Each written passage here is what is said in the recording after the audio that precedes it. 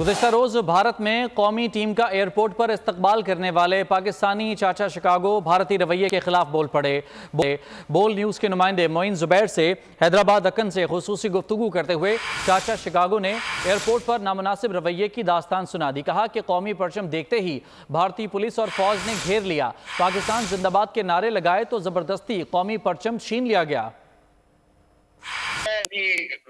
Car से बाहर आया, पाकिस्तानी लिबास पहनते, हाथ में मेरे फ्लैग था, तो एकदम वो पूरे कैमरे वाले मुझे देखते मेरे करीब आ गए इंटरव्यू लेने। तो फिर 2-3 पुलिस वाले करीब आए, बोला अभी पलटन नहीं रह रहोगे, नहीं तो मैं आपको यहाँ से फिर तो भगा दूंगा, आप यहाँ से चले जाओगे। तो मैंने फिर भी 5-10 मिनट फ्लैग लहराया, तो मैंने बोला पाकिस्तान जिंदाबाद। फिर वो आ गए, बोला अब ये नारा नहीं लगाएंगे। सब्सक्राइब करें और बेल दबाएं ताकि कोई खबर रह न जाए।